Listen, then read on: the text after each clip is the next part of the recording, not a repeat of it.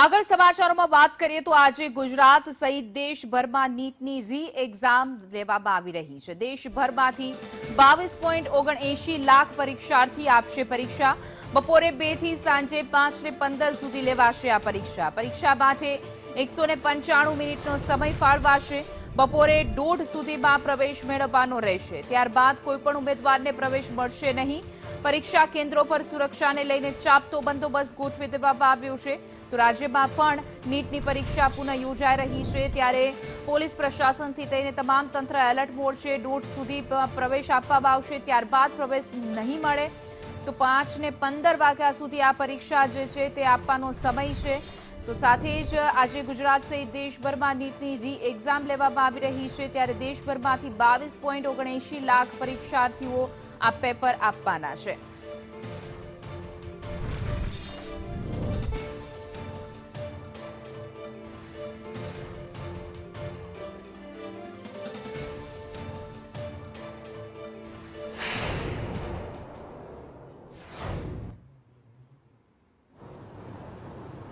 मेरा पूरा भरोसा है एनटीए के ऊपर, भारत की सभी राज्य सरकारों के ऊपर, जिला प्रशासन के ऊपर, भारत की शिक्षा जगत के ऊपर, विशेष करके भारत की विद्यार्थियों के ऊपर। आज लगभग 22 लाख विद्यार्थी नीट में थोड़े ही देर के बाद बैठने वाले हैं। निर्भय होकर बैठे, चिंता मुक्त होकर बैठे, आप निश्चित रूप में अच्छा करोगे। विद्यार्थियों को मेरा ये अनेक अनेक शुभेच्छा है। તો નીટ પરીક્ષા માટે એનટીએની કડક બંદોબસ્ત છે। દેશભરમાં આજે યોજાશે નીટ પરીક્ષા। 1.5 લાખથી પણ વધુ સીસીટીવી કેમેરાથી રહેશે દેખરેખ। દરેક કેન્દ્ર પર 50 સુરક્ષા કર્મચારીઓ તૈનાત રહેશે। એનટીએ દ્વારા સત્તાવાર નિવેદન પણ જાહેર કરાયું છે। ઇલેક્ટ્રોનિક ગેરરીતિઓ રોકવા માટે પણ વિશેષ આયોજન કરવામાં આવ્યું છે। તમામ કેન્દ્રો પર કડક ચેકિંગ બાદ જ પ્રવેશ મળશે।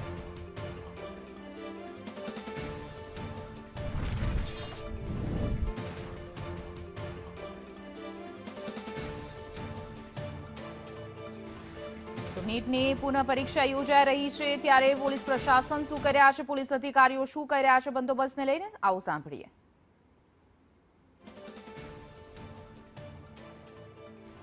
બંદોબસ્તની સંપૂર્ણ તૈયારી સાથે સજ્જ છે। અમદાવાદ શહેરમાં 23 જેટલા પરીક્ષા કેન્દ્રો આવેલા છે તથા 10,445 જેટલા વિદ્યાર્થીઓ આ પરીક્ષા અમદાવાદ શહેર ખાતે અપિયર કરનાર છે। 6 ડીસીપી તથા 15 પોલીસ સ્ટેશન વિસ્તાર અને એનો સ્ટાફ આ બંદોબસ્તમાં તૈયાર રહેશે।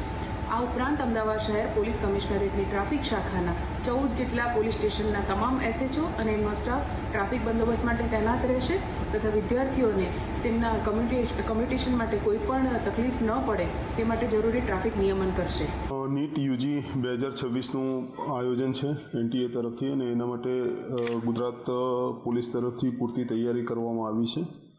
લગભગ થોડા સમય પહેલાં શ્રી રિસ્પેક્ટેડ ડીજી સાહેબ દ્વારા એક વિડીયો કોન્ફરન્સનું પણ આયોજન થયેલું હતું, અને આ જે પરીક્ષા સુચારુ રૂપથી પૂરી થાય એ માટે જે પણ અન્ય એજન્સીસ છે, કેન્દ્ર સરકાર અને રાજ્ય સરકારની, શિક્ષણ વિભાગ ગુજરાત સરકાર અથવા તો નેશનલ એનટીએ, અન્ય કોઈ જે એજન્સીસ છે એની સાથે અમે પૂરી રીતે સંકલનમાં છીએ।